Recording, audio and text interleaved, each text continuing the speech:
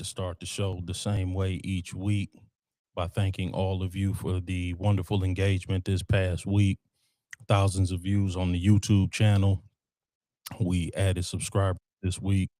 You guys watched the videos and you gave us a great week of engagement on all of the social sites. You commented on the YouTube video, so we thank you so very, very much. Please continue to like, share, and subscribe. That is Everybody Has the number one sports podcast on YouTube, and that's Everybody Has One podcast everywhere else. That's Facebook, that's Instagram, that's TikTok, and that is Twitch. Thank you guys so very, very much. Make sure you tell all your friends, all your families, all your enemies, all your ops, people up the block and around the corner.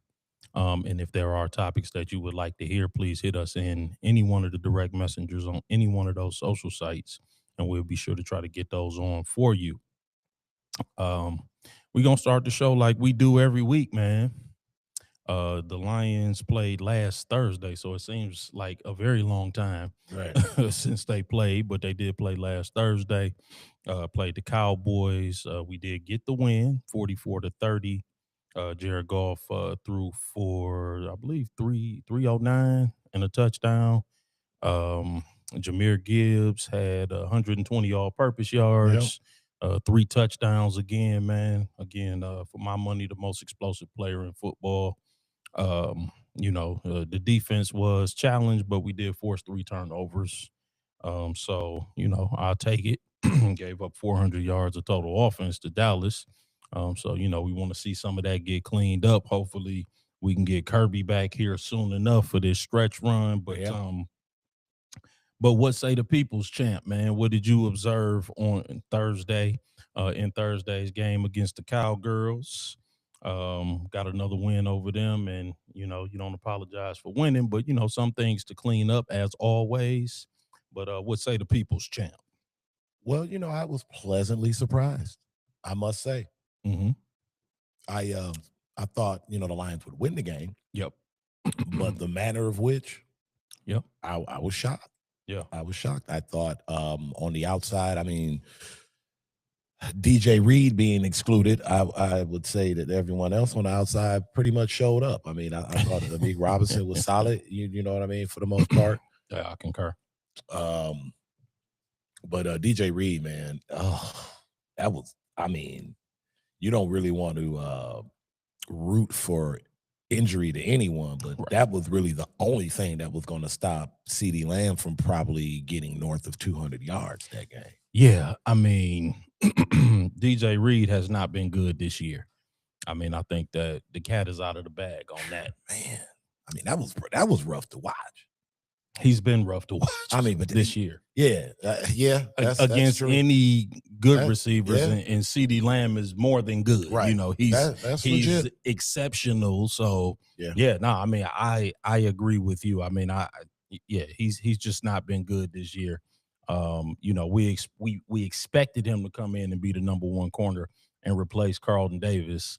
And he's been nothing close to what Carlton Davis was for us last year. Or what Carlton Davis is doing currently right now. No, that was a bad decision. I would have preferred to have signed Carlton Davis back again.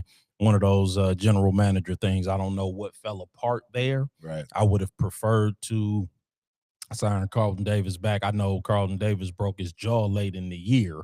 I mean, one of the myriad injuries that we had on defense, late last year. But I thought Carlton Davis played well otherwise when he was on the field last year. Yeah. I didn't see any reason to go in another direction unless, he just had other ideas or we got outbid or whatever. And we definitely ain't seeing it now.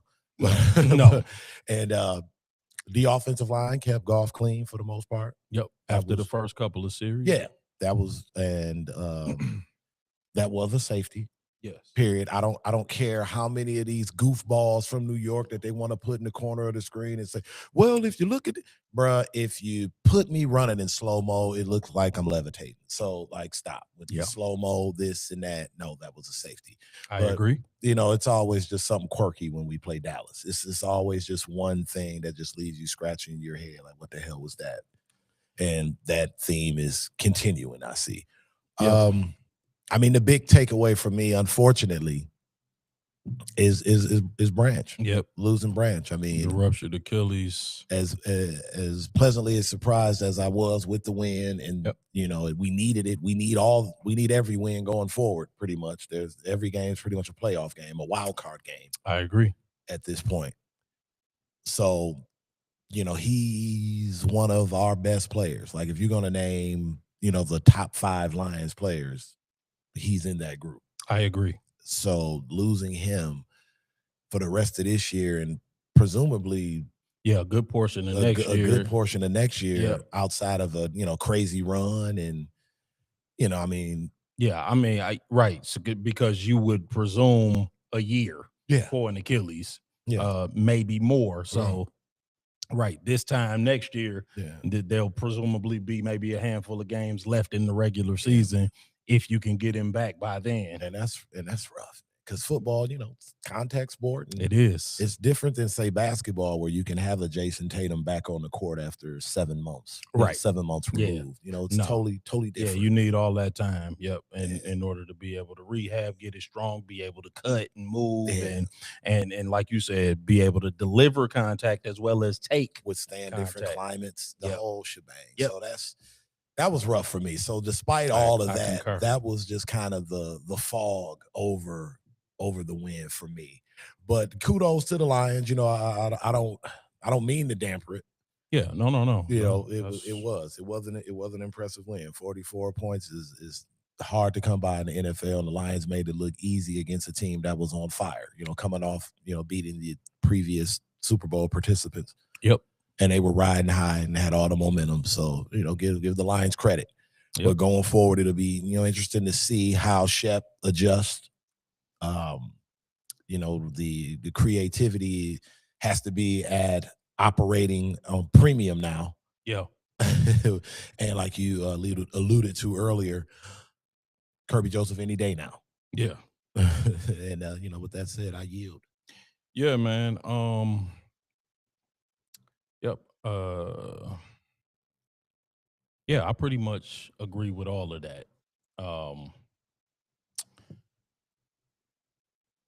After the first couple of series, Cologne was getting blown up. Oh, yeah. There was a lot of leakage up the middle. Young Miles Frazier came in. LSU. Yep. And I thought he played great. 5th round pick. Yep. I thought he played excellent. He hung in there and blocked Quentin Williams well, and Quentin Williams has been on fire for the better part of the last 4 or 5 weeks, right? Since he joined. Yeah, since he joined them. Also, shout out to the People's Champ, man.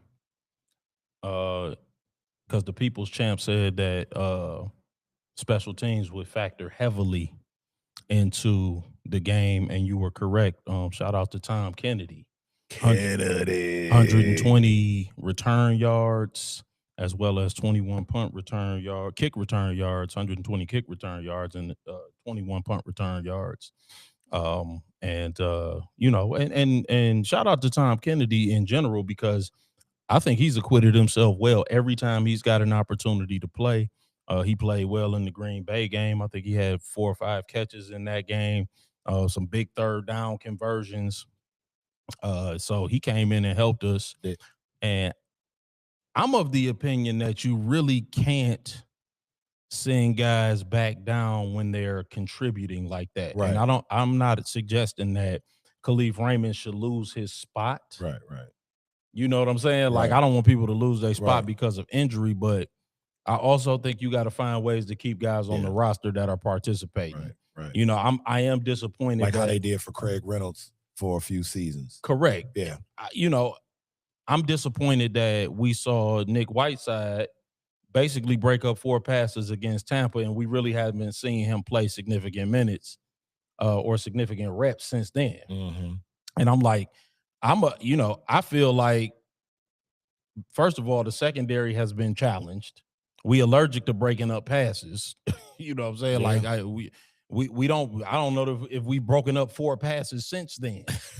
But certainly, I think that somebody that has a nose for the ball like that could help us.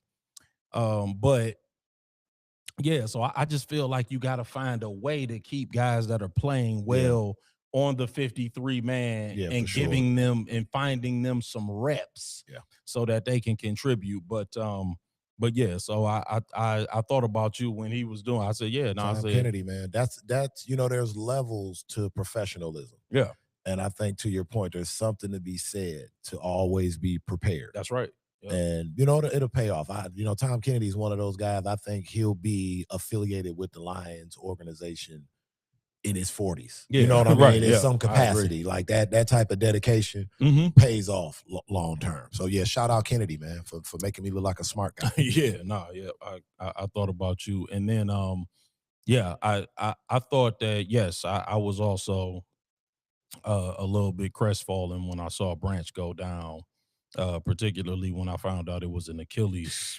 injury.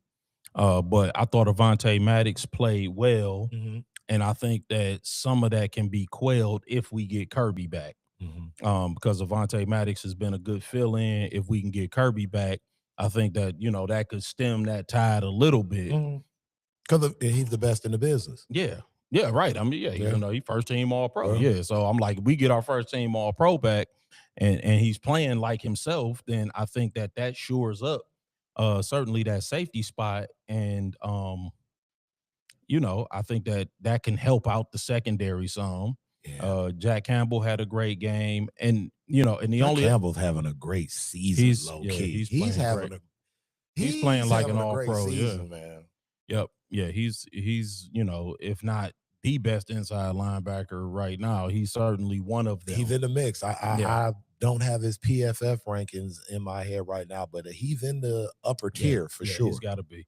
And then just a couple of more things. First of all, you are correct. That's a safety. And the only thing that I wanna say about that, and the reason why I agree with you wholeheartedly about that being a safety is, in my opinion, forward progress should be reserved for ball carriers and receivers. Okay. I don't think that the quarterback should even get the benefit of forward progress because, and the reason that I say that is because if Dak Prescott breaks out of the tackle that Jack Campbell is putting on him, the play will continue. Yep. The play is not dead right where Jack Campbell grabs him. No. So they like, well, where he grabbed him at, the ball was still in the field of play. It doesn't matter because if Dak Prescott was able, and we've seen that a gazillion times, the first guy, he shakes him off and he's able to run out of that and still continue to play. So they didn't blow the play dead when Jack Campbell contacted. They did not. The play is not dead until the guy is on the ground in that particular case.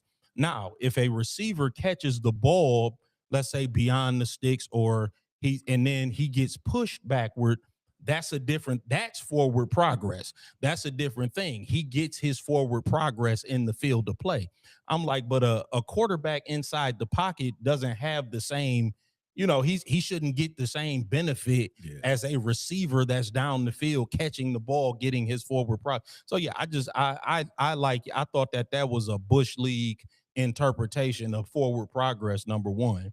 And number two, even if that is by the letter of the law, the way that it is, it shouldn't be. Yeah, you shouldn't get that benefit when you're in the pocket. Otherwise, it should be two-hand touch in the pocket. As soon as somebody gets a hold of you, then you should be in the grass, in the dirt, and the play should be blown dead. Yeah, but again, to your point, the whole freeze framing down to the millisecond, you can make anyone look like Neo from the Matrix, dude. So I'm just over it.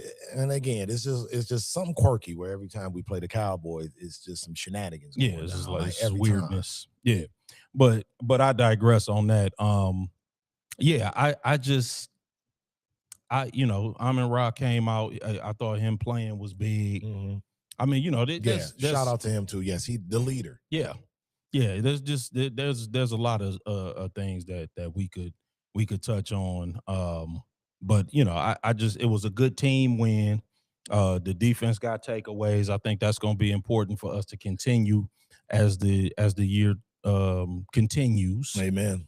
Uh, which is also another reason why I'm hoping that we can get Kirby back. Demont looked good too. Good to see him get back in the mix too. That's right. Yep. He broke away in the run game. No, I mean I thought the offensive line, that was the story, man. Hopefully Miles Frazier is the fill-in that we need. Hopefully he's the interior offensive lineman New blood that we've been looking for. Yeah, he looked fresh, he looked ready, and he held his own in both the running and the passing game. So that was all encouraging. Looking ahead to the Rams. Yeah. Big one. Yeah, tall task because they are, playing the best. I think they have the best odds to win the Super Bowl currently without looking. Okay. And that's going to be a handful because they have great pass catchers. Obviously, Devontae Adams, Puka Nacua. Yeah.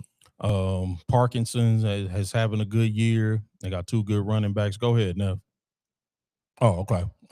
They got two good running backs in Blake Corum and Kyron Williams. Offensive line is good.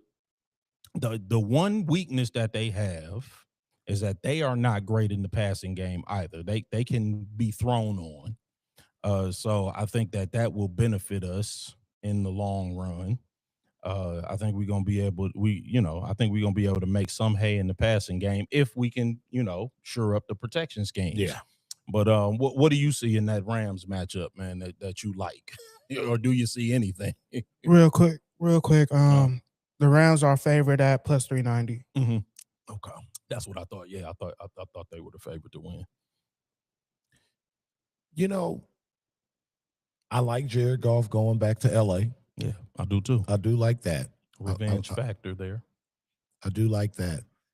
And to your point, it can be a shootout.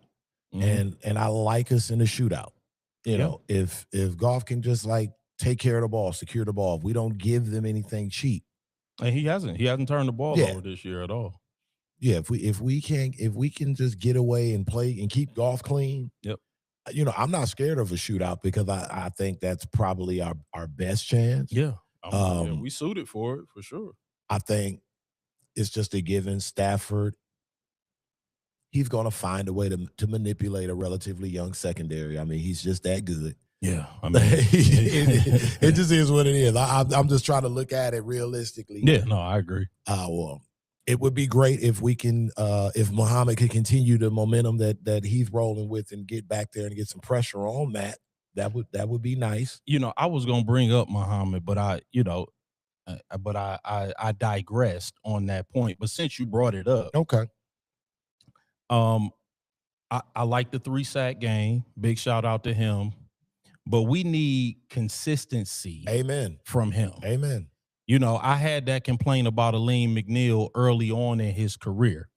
He would have big games, then he would have games where you didn't hear from him. Now, again, that's a little bit more forgivable for an interior defensive lineman because he's taking double teams. He's stuffing the, he's doing other things. Yeah, for sure. When you're on the interior. Protecting his knees. Correct, yeah. So I'm not necessarily, you're not looking for him to have big sack games from the interior all the time because, he's being double and triple teamed. He's being chipped on the interior.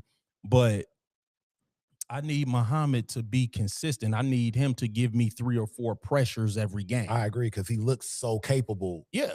I agree. And Hutch is getting all of the attention. So nobody's chipping him. Nobody is, nobody's paying attention to his side of the line. Whichever side he lines up on, he's going to be in a one-on-one. Yeah. So I'd like to see him again, and we're going to need everything, all hands on deck down the stretch. All hands on deck. Yeah. Every game's a wild card game. But yeah, I think it's a winnable game. I do too. So, like I said, I'm comfortable with a shootout.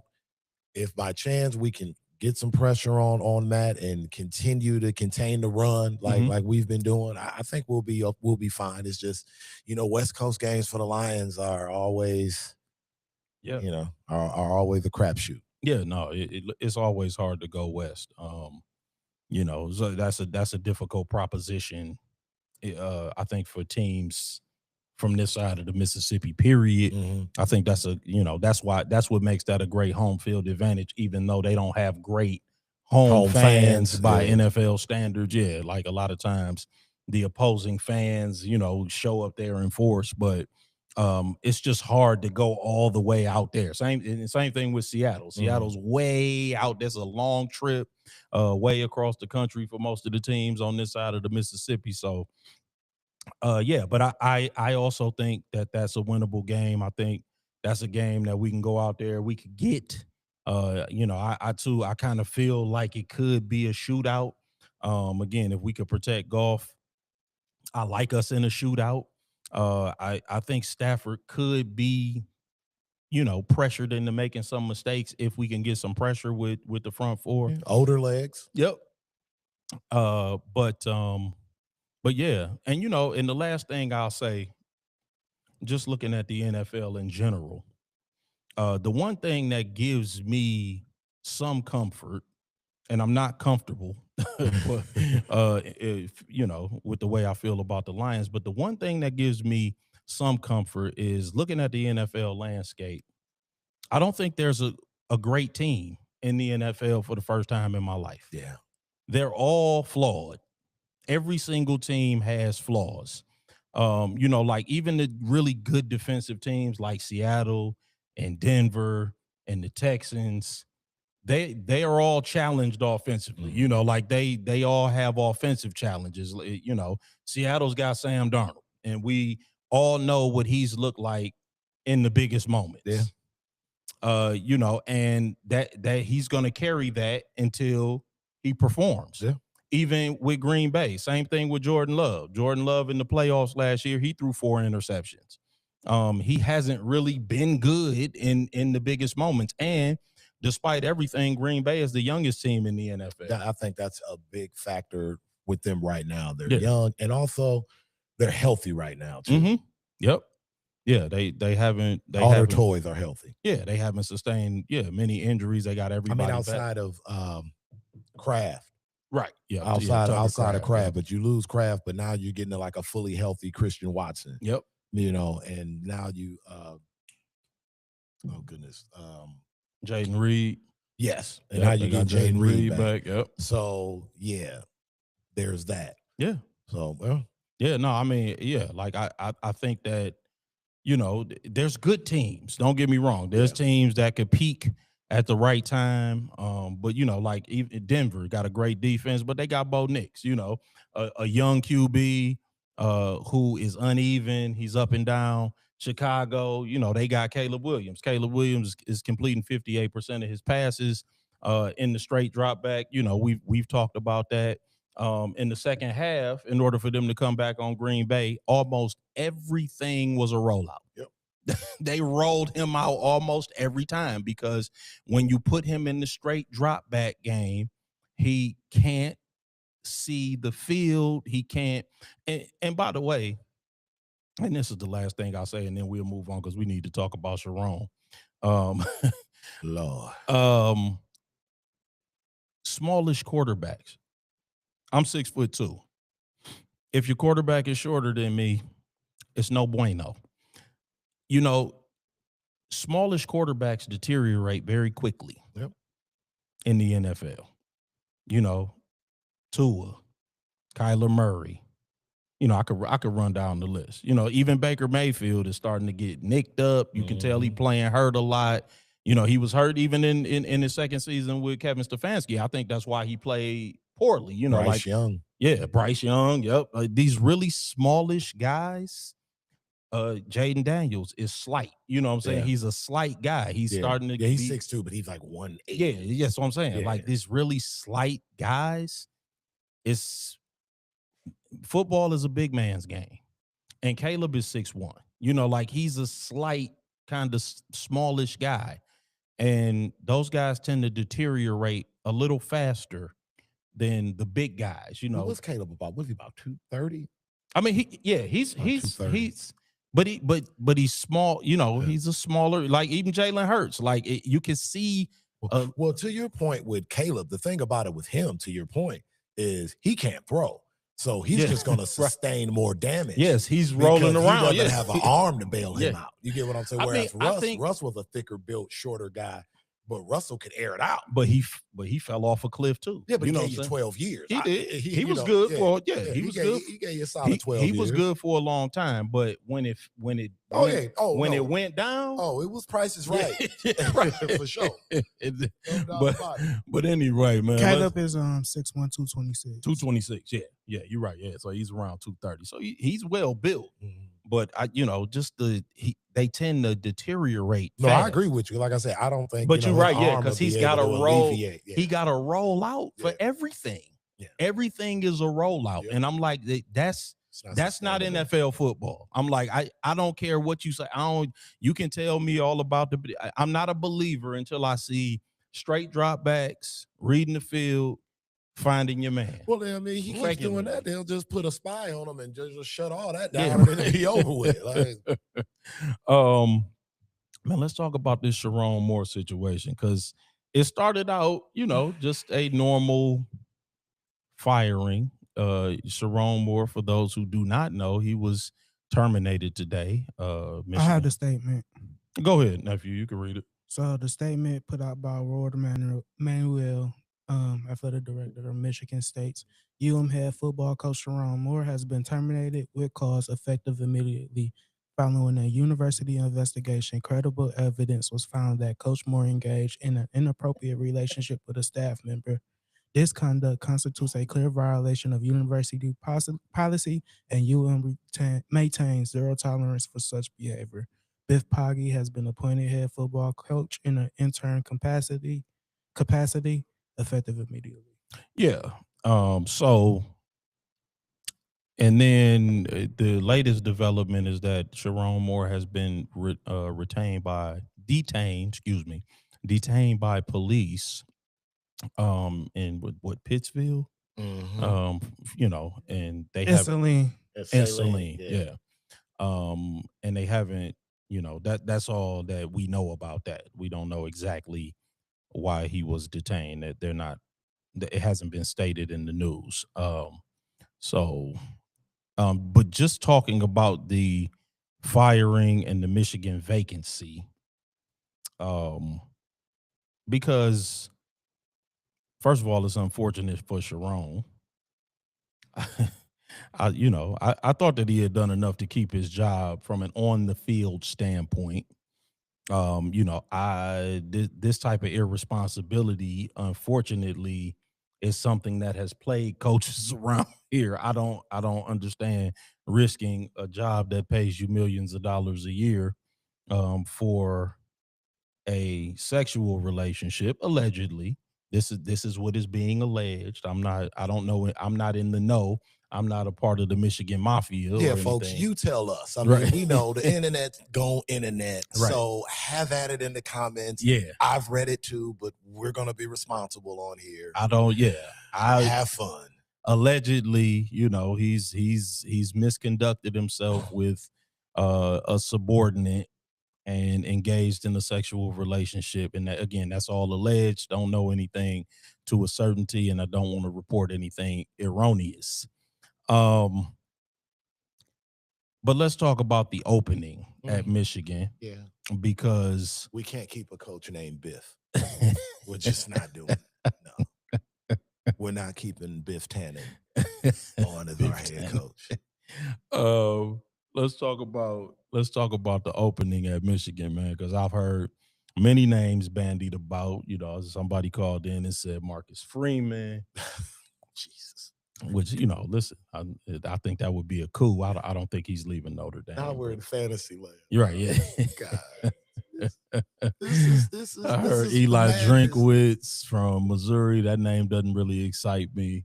But what say the people's champ? Man, I'm not a Michigan fan, so I think we have to go to Louisiana and find out who has put this hex over college football, because shit has been nuts the last 10 days. It has been absolutely insane. Because I do want to talk about the CFP. Oh my Lord. We got to talk about this Sheduer, is just like the cherry on top. What in the world? I get a text from my buddy about, I don't know, maybe about 4:45. Mm-hmm. And he was like, your boy Sherrone was out. I said, huh? What did he do? Or why? Yeah. And I just went to Google. And then, you know, like I said, inappropriate relationship. And, Yeah. you know, we're old and smart enough and Right. seen enough of this to kind of know what that entails. And again, I'll leave it at that. And I just thought to myself, how? I thought the biggest Michigan kind of not story today would be Portnoy talking about Bryce entertaining the transfer portal or being lured away. I thought that would be. Yeah, he's going to really entertain it now. Oh, exactly. Thank you, Jason, for twisting the knife. Hey, man, listen. Shit, I know that. For all of the U of M guys, man. Oh, listen. God, this is so bad, bro. A lot of y'all would look good in green and white. That's all I'm going to say, man. We building something beautiful in East Lansing. You don't have to go far, man. Don't listen. Stop chugging pop. Well, come to death row. About to wink at Faith Evans next. And I got on the red shirt, dog. Like, come on to death row, dog. But dude, this I don't know. Again, I don't know how long this investigation has been ongoing. So yeah. I don't know how deep they are into Plan B. Right. I'm assuming they have a plan B. Yeah. Which is why they probably fired him. Mm-hmm. Or maybe they were trying to just get ahead of the story. Like, I don't know. It's so much like this was like breaking as we were pretty much in I don't have any notes on this or anything. So I don't know if they were just trying to get ahead of it. So people who are more established than us, who have connections within the university or whatnot, said they have been hearing whispers about this since September. Yes. Okay. Yeah. I did read that. Again, this is all alleged. We don't know anything to a certainty. But yes, there have been whispers that this has been going on for some time and it's been looked into. Why are they so freaky at Michigan, dog? I mean, listen, we freaky at Michigan State. But no, don't leave us out, though. We doing a bunch of do better out here, man. Michigan, like, Michigan State, fellas. Yeah, right. Y'all giving Michigan a bad name. Y'all making us all look freaky deaky. These man. are like y'all are married men with children. Right, y'all blowing it. Come on, y'all blowing big bags of money, man. And not to mention opportunities for other aspiring young melanated coaches want big Power 5 prestigious jobs. This now adds to the stigma that we thought you were helping to eliminate. Yes, right, man, because you can't. Yeah, and I hate having to bring up that, but it is a factor when we talk about who will be the next Michigan coach. And I mean, if we want to play fantasy land and you name a Marcus Freeman, now they'll look back and be like, I mean, if this dude was out here allegedly doing X, Y, and Z, we about to bring half black, half Asian, still got all his hair on campus. We gonna do that? You get what I'm saying? Like who, by the way, is an Ohio State alum. I mean, we've done that before. Yeah, that's nothing. Right, because they got Bo Schembechler from Ohio State. That's nothing. But I'm just on top of everything else. That'll be on brand. That'll be right on brand. But it's a chaotic day. I can't imagine. I just know like the top of the Heat alumni are just probably got their hair on fire right now. Yeah, no, I mean I agree. I think that the good, like I said, the bright side is that the NCAA is the wild, wild west. And here's my last thing. Y'all could call Lane Kiffin. That's how wild the NCAA is. Here's my last thing on this. And I'll throw this to you and the nephew. Since we're talking about the who may be the next hire for Michigan in terms of the head coach. Yeah. Do you guys think Warde Manuel survives this? Like, I mean, how much this dude like list of egregions are just. Well, I guess it would depend on what he knew and when, and did he pull his coat before?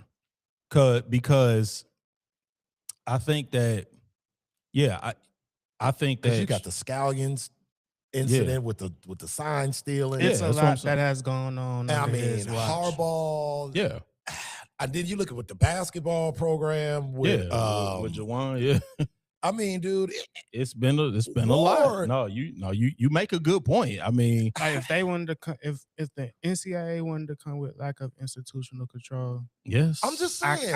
I wouldn't be shocked. no, you're right. And again, I don't like calling for people's jobs. That's not. No, but it's after a while, you kind of it's a reasonable question. You kind of got to take a look like Warde, bruh. Yeah. The house is not in order, my man. Yeah, no, I mean, listen, this is what I'm saying. The inmates has been running the asylum in Ann Arbor for a minute. No, that's I think that's a perfectly reasonable question, and certainly one that they will.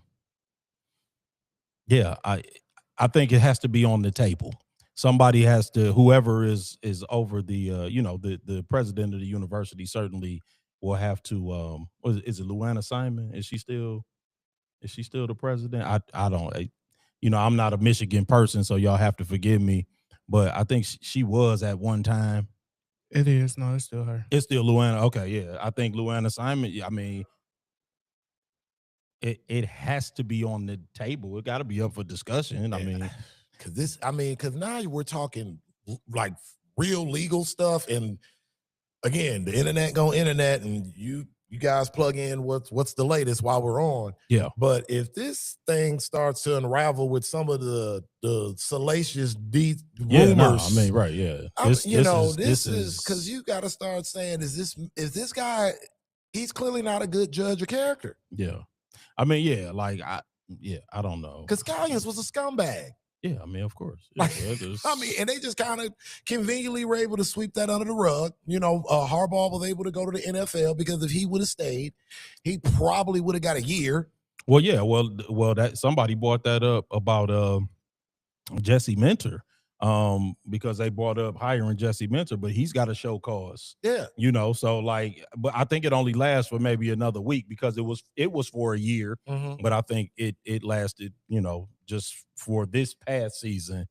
So no, yeah, I mean, something I seen the end of this month, and then I heard around April as well. So yeah, okay, but I think it's ending soon. It's just how soon. Yeah, okay. Who knows? But like I said, the good news for Michigan is that the NCAA is the wild, wild west. You could call, even though James Franklin and Lane Kiffin have newly inked contracts, you could call them. There are no rules. Oh, yeah. And if there's any brand that will make anyone rethink their scruples to sell out, Michigan is one of those brands. Michigan has big bags of money. They have lots and lots and lots of alumni funds to throw at these individuals. So yeah, no, I mean, and listen, and obviously as the Sherrone more updates come, we will keep the Everybody Has One family informed. Lord have mercy. Can I throw a couple of names at Lance real quick? Come on with it. All right. First one, long shot, but it's gonna keep coming up no matter what. Kalen DeBoer.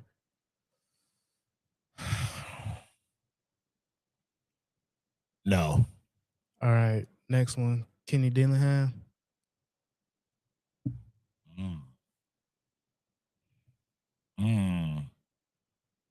I think we should give him a call. Okay. The next one I heard, PJ Fleck. He's always been a name that's been rumored. I think even before they extended Harbaugh that last time, and PJ took the Minnesota job, they were whispers. I don't know if he done enough in Minnesota. Minnesota. Yeah, but I mean, true, but it's like they've had some seasons where they were really awful, though. Yeah, I mean, listen, but you like PJ. Yeah, he's a homegrown guy. So do you bring him in and see how he interviews and see what his vision is for the program? I would say yeah, but would I say, like, is that a name that I jump and say that would be a good hire? I'm not quite sold on yet. I'm like, he would have to sell me on him, but I'm intrigued by PJ Fleck. And then one more name before my last one, Rhett Lashley, because he had just crossed my mind. Oh, man, you came out of left field with that one. Ooh. They would change the offense up. I tell you that. It'll look different. Give them a call. All right, and then if the search just goes completely bad, going down the road to Fair State and going to get Tony Anise. You know what? If you're going like outside of the box and we bottom out and we could maybe get a diamond in the rough, maybe that could be our D'Antoni. You know what I mean? Like you just get a guy where Coach it's like, D, like, okay, yeah, we respect him, but we don't know if he could do that job. That could be interesting. Wow. That's all I got. Those were nice. Yeah. No, all intriguing, I think. You know, if you're gonna cast a wide net, I mean, you know, like, interview them all. You got plenty of time. You don't have to rush to a decision, unless there's a guy that you really, really want that's in hot demand that may get scooped up by somebody else. But I mean, if you cast in a wide net, cast a wide net. And also, too, you can afford to wait on NFL firings too. Yep. I mean, Brian Daboll. I like Brian Daboll. Brian Daboll could, I think. He's a quarterback whisperer. That was the first thing I thought about. I said, now you look at the tools and what he was able to do with Josh Allen. Yep. Yeah. So yeah, man, we're gonna keep our eye on the Michigan situation, man. That will be intriguing. They got a coaching search going on now, obviously. Thanks, Sherrone. Dumbass. Shedeur Sanders, man. He's named the starter for the remainder of the season. I don't know if you saw when Kevin Stefanski made the actual announcement. It looked like he was being held hostage. I'm pretty sure there was more excitement on walks to the electric chair. But nonetheless, Sheduer was named the starter for the remainder of the season this past weekend. Sheduer completed a feat that no Cleveland Browns quarterback had completed since 1950 in throwing for over 300 yards, 3 touchdowns, and rushing for a touchdown. Also, first rookie quarterback to do that again, 300 yards. First rookie to throw for 300 yards this season. So yeah, man. He looked good again. There was questionable decision making again. I don't know. Questionable. You feeling nice today? Yeah, I mean, listen, Kevin Stefanski. We've beat that drum already. I mean, it's you down by 14, you score, and you go for two. That was dumb. So I really don't know. Yeah, and then they talking about analytics. I'm like, what analytics? What analytics are you looking at?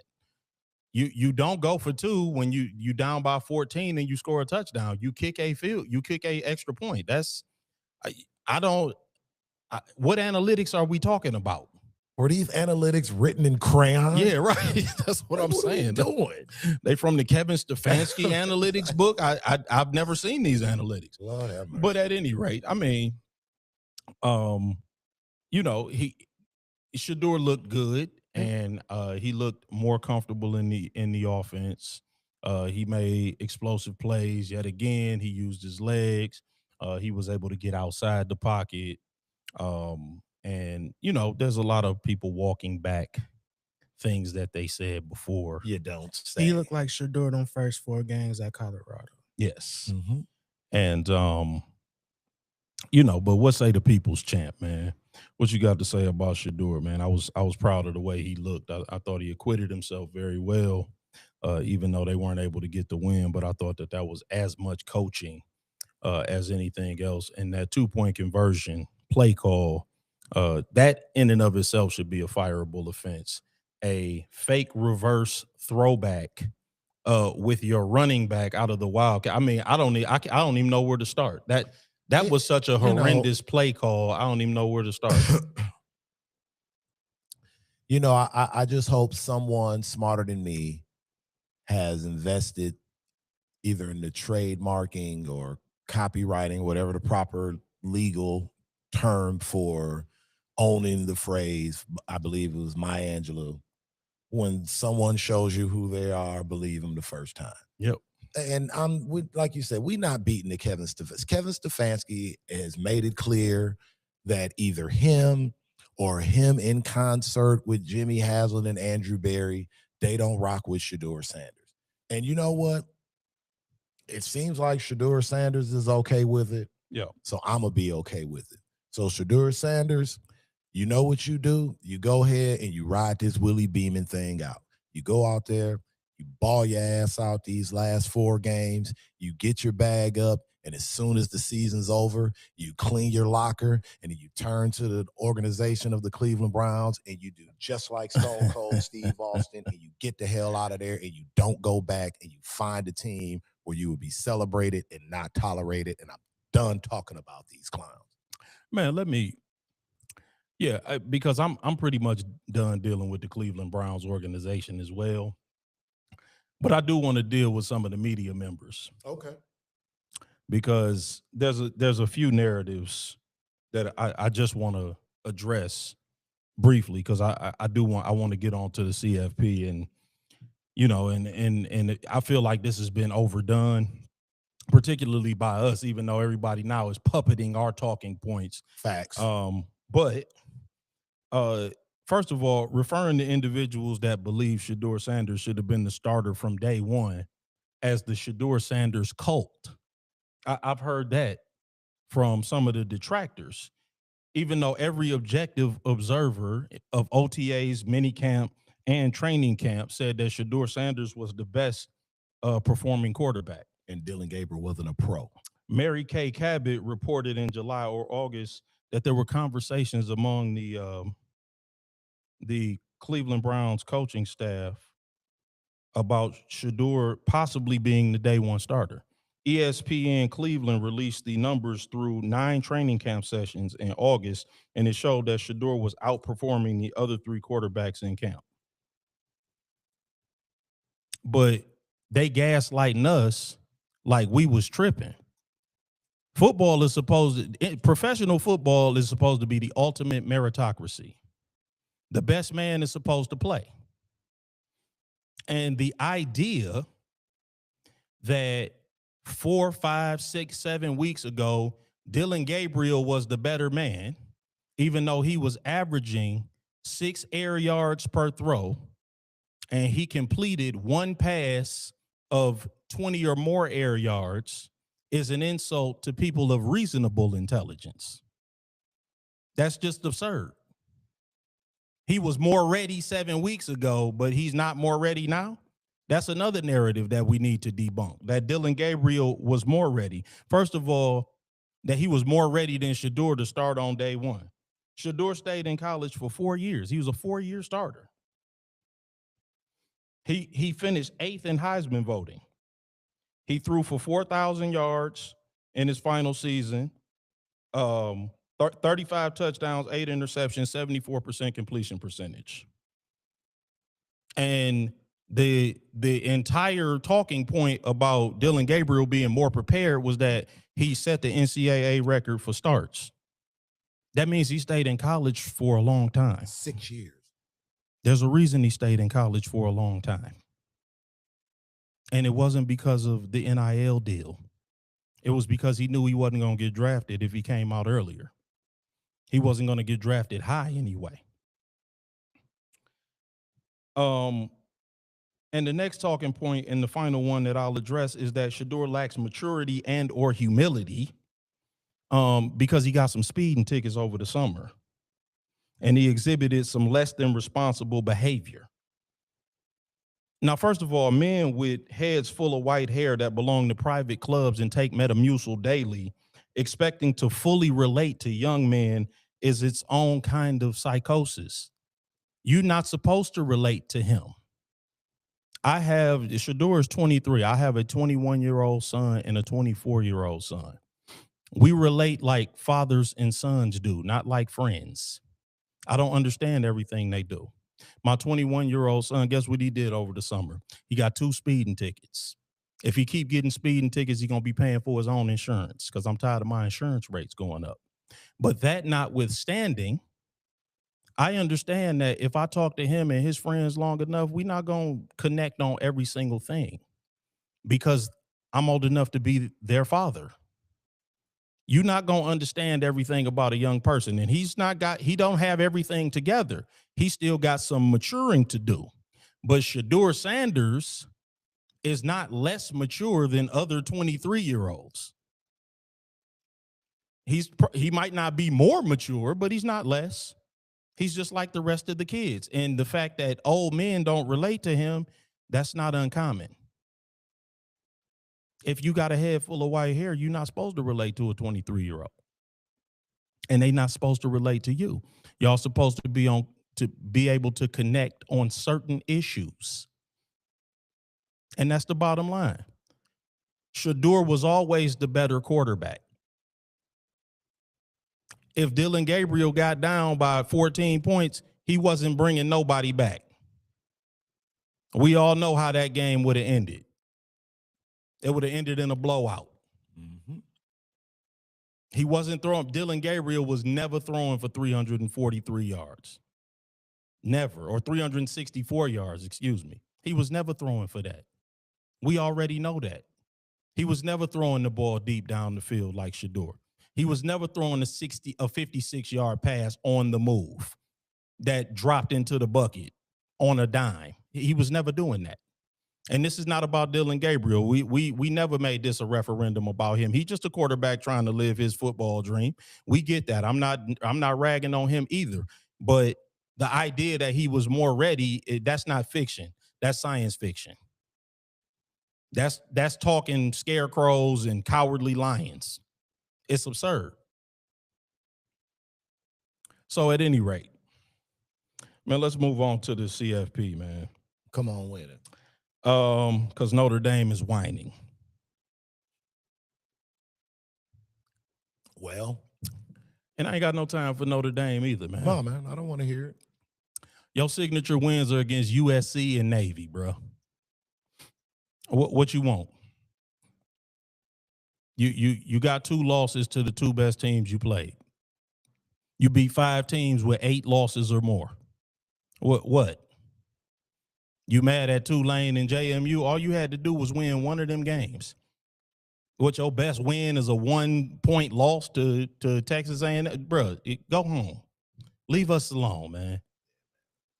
And you don't have to announce that you ain't playing in a bowl game. That's your prerogative. That's your prerogative. You want to pout and be petty? That's your business. But we don't care. And if you don't like this treatment, join a conference, bro. There you go. Boom. That's it. Join a conference. Play a conference schedule. Beat the teams in your conference or don't, so that you know where you stand. And then you don't have to worry about it. You can't cherry pick your schedule, lose twice, and then complain. Nope. Period. Now, do I think you better than JMU and Tulane? I do. Hey. Hey. I think you one of the top 12 teams in the country. And I did say that. I said the committee's going to have to decide if they want the 12 best teams or the 12 most deserving teams. They decided they wanted the 12 most deserving teams. Hey, listen, join the conference. That's what we've been saying that. Y'all been resisting. Y'all like the TV money. I don't know what it is. But Notre Dame whining and complaining and wringing their hands and mad at the ACC and mad at the committee and saying they don't understand how things work. Listen, yeah, nobody cares. You had a chance to prove it on the field. You didn't. Win one of them first 2 games and you would have been in. It's that simple. You didn't, so you not. Go to a bowl game or don't. That's your business. Nobody cares. What say the people's champ, man? Not much.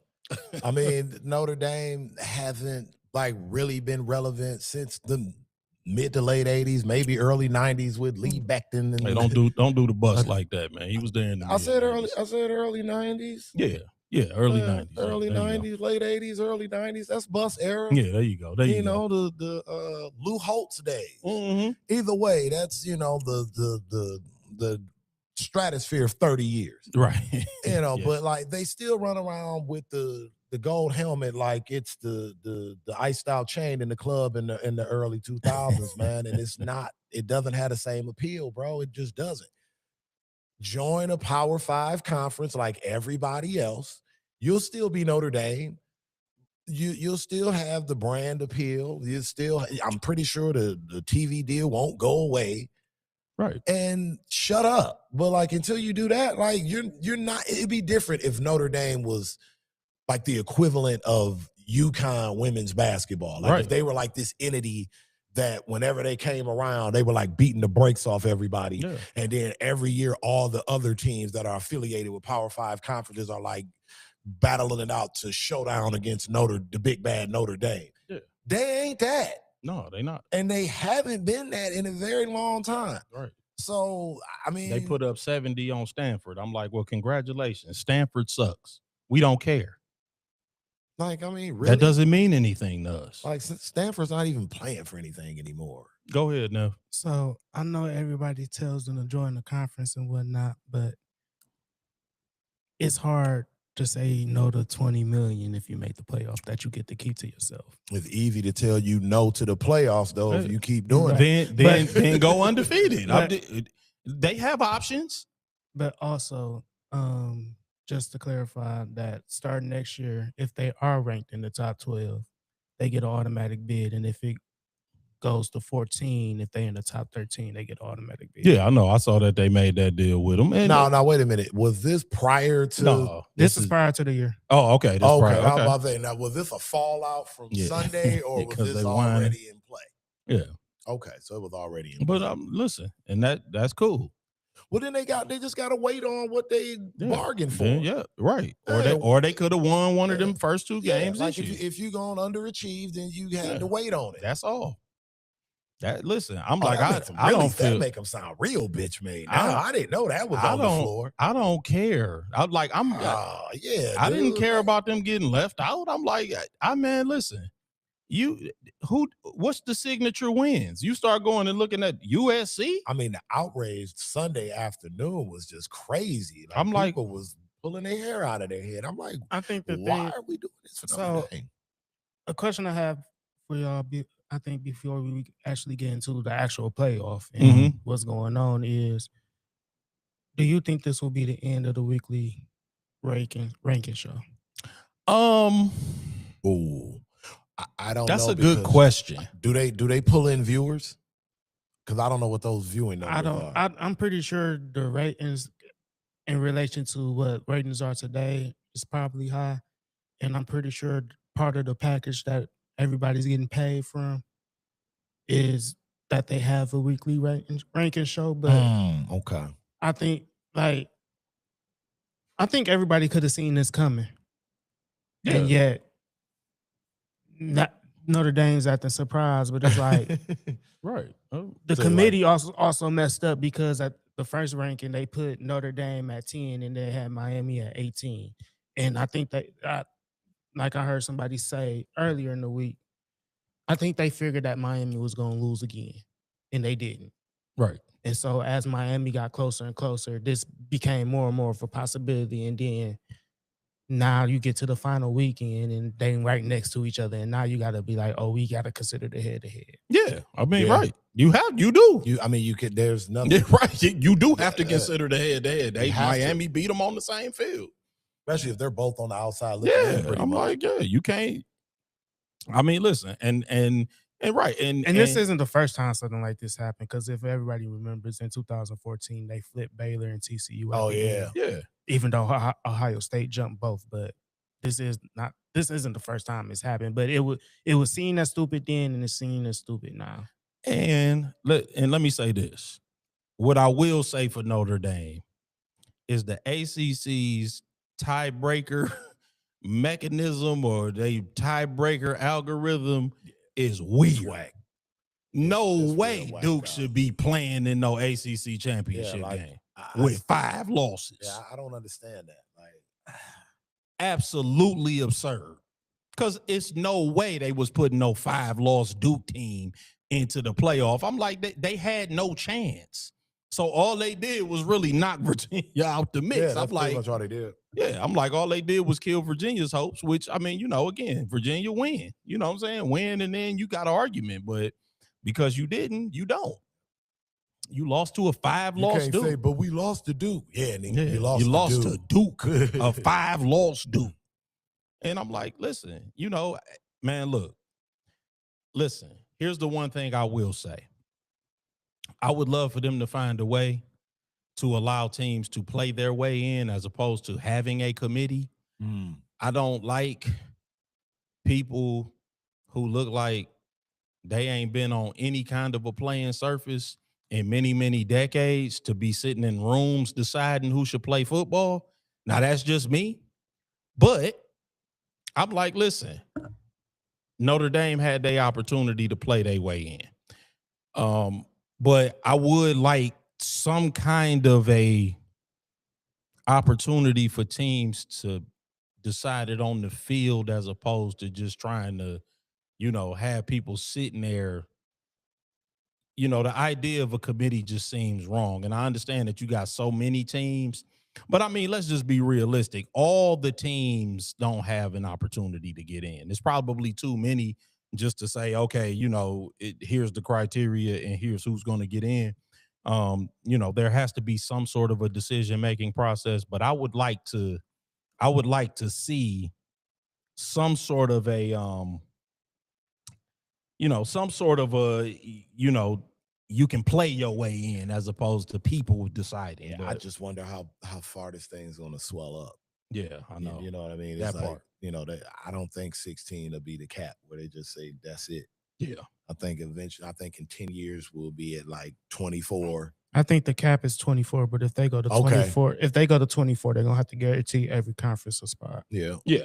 But I think it's coming. Long game for sure. In game, I just have a feeling that's coming because they'll just get tired of all the argument. They'll be like, you know what? It's enough money being thrown at it now where we can all, finish up in the black. December will be like December will be for football like March is for basketball. Bro. Like it'll be December Madness, but the football edition. Somebody just got to make the dollars make sense. Yeah, I mean, I'm here for it. Had a structure for it. Yeah, but I'm here for it. Lined up to pay, and it'll go. I'm here for all of it. Yeah, more college football. Yeah. I'm here for it every time. Yeah, I'm here for it.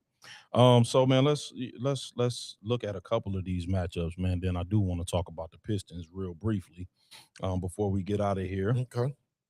JMU, Oregon. Oklahoma, Alabama. That's a pretty intriguing one. Ole Miss, Tulane, and Texas A&M, Miami. That's our first round. Who you like, man? Oh man, the JMU Oregon game's gonna be rough. I know. Yeah, listen, it's gonna be rough, man. It's because that's a tough draw. I mean, listen, man, stop. That's a tough draw. That's going one way. Yeah, it will. Well, it will, but I'm not saying it aloud. Yeah. And then I like the Oklahoma, Alabama. Oklahoma, rematch. Alabama. It is intriguing. I mean, you've got the two historic schools matchup. Those are like blue blood, old school. Yep. College football matchup. But, I mean, those are two offenses that can be explosive at times. Yeah, but and John Mateer is healthy. He wasn't healthy the first time. That's what I want to say. The offenses are explosive, but they also give the ball away. Yep. So, Mateer wasn't back healthy. on November 15th, the game, Oklahoma won 23-21. Alabama had 406 total yards to Oklahoma 212. Mm-hmm. But they also had 3 turnovers. See? And I think they had a couple of more fumbles on top of that Oklahoma didn't get. Because Mateer, he had the hand injury, right? He was just coming back from fracture. That. Yeah, he was coming back from that broken hand. So he didn't look like himself in that game, if I remember it correctly. So I'm interested to see them with him fully healthy. And a game that a game to watch, in my opinion, is Ole Miss and Tulane. Because I want to see if Ole Miss is dialed in without Lane Kiffin. With him leaving, I want to see if they locked in, because that could be distracting, and he's not going to be there calling the plays and, you know, doing his normal thing. Tulane's tough. Yeah. That one was played on September 20th. That's the other rematch in the first round. Ole Miss won 45-10. Yeah, but this is different because, you know, no Lane Kiffin. Yeah, because like everything tells me that you know, Tulane should be overmatched. But we, you know, that's one to watch. That's one to watch. They'll, you know, Ole Miss will be favored by a ton, but that's one to watch. And then Texas A&M, Miami. You know, I can't unsee Texas A&M getting their doors blown off in the first half by South Carolina and really just needing a huge second half comeback in order to eke that game out. A huge second half meltdown. It was like, from South Carolina. That? Yeah. Like, good Lord. I just can't unsee that. I mean, that was a terrible half of football by Texas A&M. Is this the best defensive line they seen all season? You mean Miami? No. Or Texas A&M? Is Miami the best defensive line Texas A&M's seen all year? That's a good question. Playing in the SEC all year. It's possible though, because they didn't play Georgia. They didn't play True. Alabama. That's true. Yeah, that's true. So possibly, I haven't really studied their schedule like that, but it's a good possibility that it is because Miami's defensive line is quite good. But so is Texas A&M's. So it's quite possible that it's the best defensive line that either team has seen all year. So no, that's an intriguing matchup too. I'm excited about this first first round. I don't believe in Miami, bro. Yeah, I listen. Every time I tend to agree with you. A&M. I tend to agree with you. I feel like Carson Beck is gonna turn the ball over at least once. Pumpkin time in this game. Yeah, I kind of tend to agree with you. My instincts are telling me that's a game that Texas A&M is finally put Carson Beck out the pasture. Get him out of here. It's going to take. So yeah, man. You know that's one that we gonna keep our eyes on, man. You know, and we'll talk more about that, man. Because I think that we'll meet again before. Yeah, it doesn't start till next week. Yeah, before these games pop off, man. So we'll get some more time to research those and figure out what's really going on with that bracket. Are the Pistons gonna trade for Anthony Davis, man, and sure up that lineup? I have a clip I can play. Go ahead, man. So JB Bickerstaff was on Running Back the other day. Running Back, that's on FanDuel TV, formerly known as Valley Sports, formerly known as Fox Sports TV for anybody who hasn't been keeping track. Formerly known as Pass Sports for you dinosaurs out there like us. And so this is what they asked him a question about trade, and this is what he had to say. Are you feel like, well, we lost Shams. I got to do something. Trade season. Obviously, you guys are 19-5, number one in the East. Do you feel good where you are now? But if a superstar player comes available, is that something you let Trajan handle and kind of take it day by day? Because it seems to be working what you got. Yeah, I mean, we made a decision this summer that we weren't going to push, the panic button because we had a little bit of success last year. We felt like our guys earned the right to come back as a group. And see what they could build on. The core of this group is back, continuing to get better, continuing to grow. They earned that opportunity. And I give Trajan a ton of credit for that, for having the resolve to not just listen to outside noise, not just listen to perception and panic and do something because, everybody says you should, right? Like he gave our group an opportunity to come back and see what they could accomplish and grow it real, right? Like you don't need to skip steps and go out and trade for, some sort of superstar right away because you never know how that's going to end up for you, right? So Trajan will always make, the smart decision and the right decision for the team. I don't doubt that by any means. But, right now we're in a really good spot with a really good group of guys, and we like where we are. Yeah. To put that out there. Yeah, I appreciate on what the organization is what the organization is putting out there publicly right now. Yeah, I mean, I wouldn't expect him to be like, we looking at the trade market. But what are your thoughts on Anthony Davis, man? They're making and swinging a trade for old street clothes.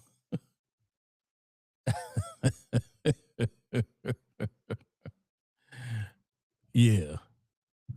Trajan Langdon, listen to me closely. For the love of all things good, please, please, please, please do not bring that gingerbread man to my basketball team. If that man comes here, we ride at dawn.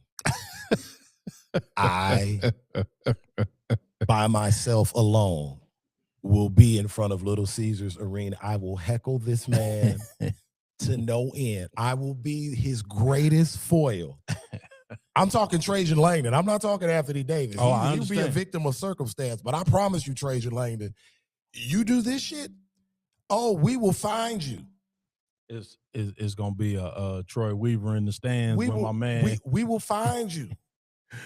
Please, but in all seriousness, don't. It's proven. This man's 32 years old. Yeah. He's never been healthy. Yeah.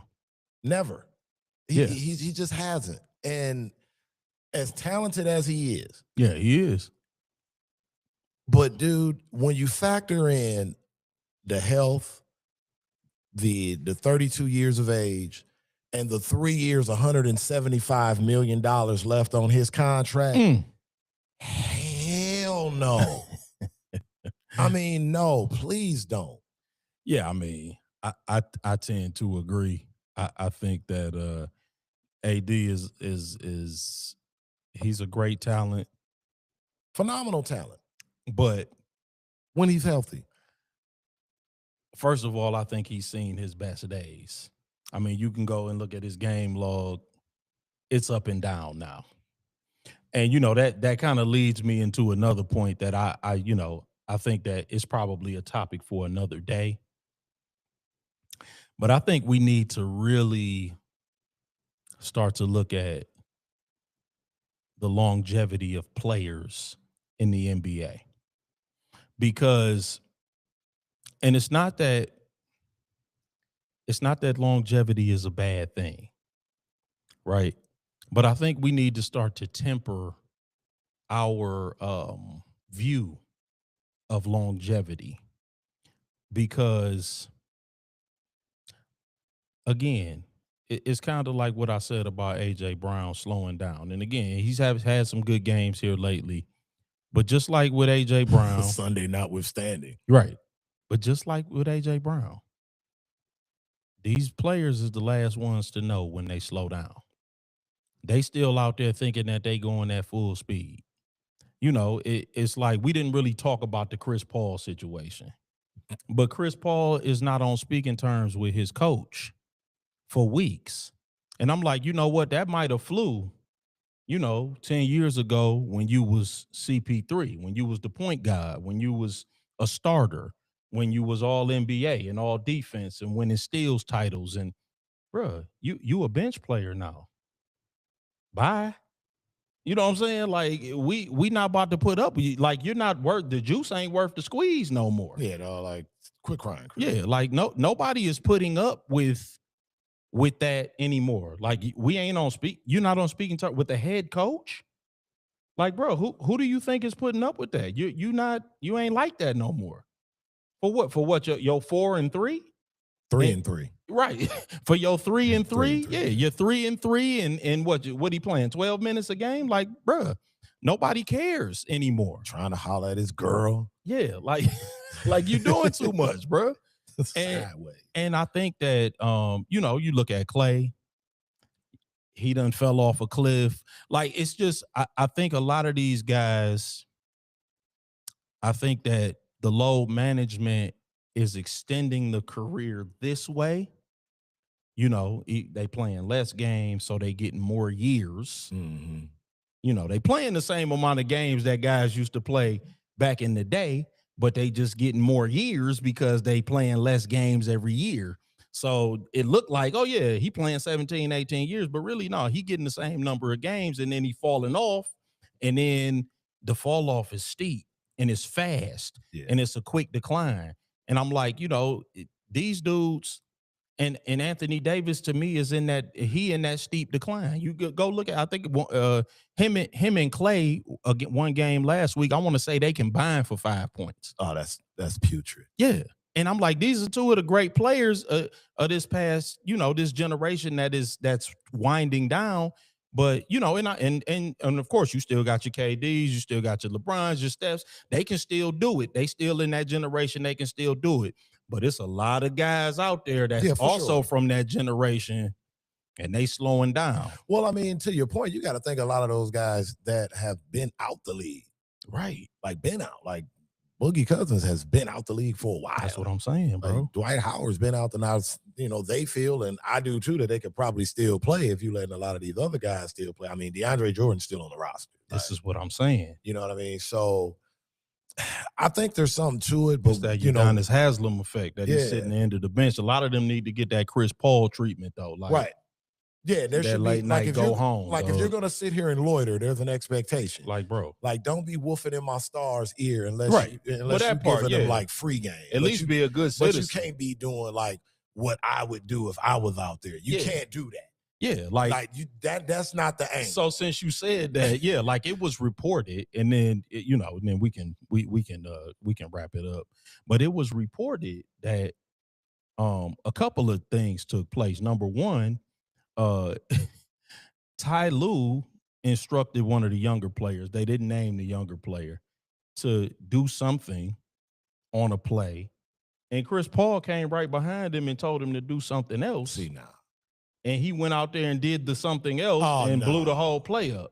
And then there was another play on the defensive coverage where Jeff Van Gundy called something. Chris Paul called something else. Oh, no, it was Kawhi. Now, they did name. They said it was Kawhi Leonard on the coverage. I know Van Gundy had none of that. Kawhi and Jeff Van Gundy said you might have had leeway to call to change defensive calls elsewhere, but you don't have that leeway here. Yeah, that's New York. Yeah, and they said the next day he was released. Yeah, Van Gundy's having none of that. Yeah, because I think he told Kawhi not to switch because Kawhi couldn't defend on the perimeter. Something I can't remember the exact situation, but Jeff Van Gundy said you don't have leeway to change defensive calls here, bro. Yeah. You don't change no defensive call when I put a defensive call just sit in. there and collect your check, man. Yeah, that's who's that? The Kevin Willis seat. Yeah, but again, 10 years ago, if he was 10 years ago, CP3, were you an all-star, all-NBA, all-defense, coaches put up with that. Coaches will let you slide on that. Man, know your role, though. Yeah, right. Like, come on, man. Know your role, though. He know better than that. But he again, like you said, he ain't who he think he is, though. Like he still think it's 2015. It's hard to let go. He still think it's 2015 and he making a run. And it's like, no, bro. Nah. No, you Cliff Paul now. Yeah, right. Right. You the eighth man now, bro. For real. On a good night, you the eighth man. That's what I'm saying. Like you need to be like making practice better, not trying to feel good about yourself. Like, well, if I can get out on the court, I'll be out on the court through them. Like, nah, that ain't the way to do it. Right. Bro. You trying to coach? Yeah, be an asset. You know what I mean? Ask the coach what you can do to help the team, and then do that. You know that part, bro. But Chris Paul's a great player, but I ain't never really been the biggest. I gotta. He's a great player, but if I'm being real, like me either. Yep, me either. I got a couple of things. Go ahead now. Quick. Well, one serious thing, and then I need to have a nerd moment with Lance. First off, Teofimo and Shedeur Stevenson, official for January 31st. Y'all got any thoughts on that? Oh, really? Yeah. Finally. I saw they was negotiating. They've been negotiating for a few weeks. For God knows how long. Yeah. I mean, I like Shakur, but I think it should be an entertaining fight. Yeah. I think Shakur is the best fighter in that weight division. Ultimately, I think that he's the best lightweight in the world from a boxing standpoint. Everybody calls him pillow fists and all that, but from a technical boxing standpoint, he will not be outboxed in that weight division. So that's my thought on that. Just to be concise. But go ahead. Yeah, I mean, a lot to your point. I've been a Sheduer Stevenson fan for a minute since Like probably what? about 27. When he go pro? 2017. Mm-hmm. Teofimo Lopez is a great athlete, though. He is, though. Yeah, he's a great athlete. I'm excited about that. He's strong as an ox. When he's locked in, he's a really, really good fighter when he's locked in. But I just think, to your point, Sheduer Stevenson is just in a different class when it just comes to the science. Man. Yeah, no, the boxing skills are crazy. And when it comes to big fights, and this fight is personal between these two. Like they don't like each other at all. I think it's like some. And it's in Madison Square Garden. Oh, is it? Yes. Oh yeah, that's gonna be lit. Yeah. That's gonna be the one. But yeah, I mean, I like Sheduer, but I think it should be a good fight. I hope it stays on course because with Teofimo sometimes he can just do an about face on some silly shit, man. And it just clicked in my mind that Teofimo, he's been fighting in New York. He's from the area, if I'm not mistaken. And then you got Sheduer, who's From a Jersey boy. Yeah, Brick City. Yeah, that arena's gonna be. That's gonna be off the chain. That's gonna be one of the Madison Square Garden. That's gonna feel like a 2000-ish era fight. Yeah, one of them De La Hoya Mosley boys. Yeah, indeed. And then Lance, for you, Saturday, one of the GOATs calling it a career. You got any thoughts on John Cena finally calling it quits? So I was one of those guys who absolutely hated John Cena.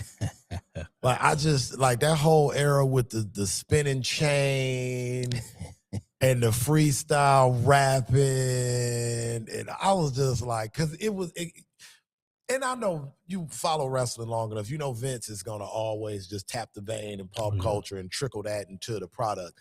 So cultural appropriation for you. Yeah, so the John Cena rise like coincided with like the Eminem show era takeover, and that was like when he was affiliated and spawned G Unit. Yeah. So that was that whole era, and it was so annoying. Cringe. But wrestling wise, I mean, he has had some great matches. I was hoping that his last match, this is just me, I was hoping somehow, some way that his last match, and maybe they'll pull a surprise. Maybe they'll surprise me. But I was hoping we could see Edge. I don't think that's happening. Why you had to go and ruin it? Damn. But yeah, I would like to see him and Edge go at it one last time. I thought it was appropriate when Brock Lesnar just wiped the mat with his ass last month, because that's exactly how that should have went. I love the fact that he put on, well, I'm not going to say put on, but further elevated Dom Mysterio, the best heel in wrestling. Argue with an ashtray.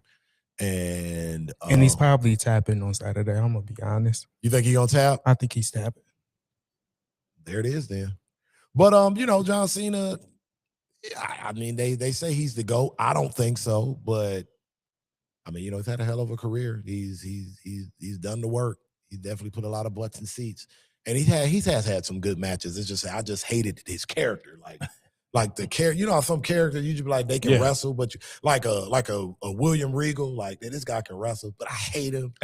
It was like John Cena was kind of like one of those guys where like you could appreciate the skill set, but his gimmick was just God, But yeah, congratulations, Cena, Hall of Famer, and He'll be doing movies and more Peacemaker stuff, and I'm sure it won't be the last that we'll see. No, absolutely not. Yeah, that's all I got. What else I have for this week? It can stay for another week because it's still ongoing. It still got some ongoing things, and it's in regards to the Baseball Hall of Fame. But Lord, I'll say that for another day. I'll say that for another day. What a joke, dude. Yeah, man, there's always too much to get to, man. We didn't get to college basketball either, man. We'll save that conversation for next week as well. Yeah. Because I got a new Tinfoil Kufi on the way out. Go ahead. On the Warde Manuel thing. Yeah.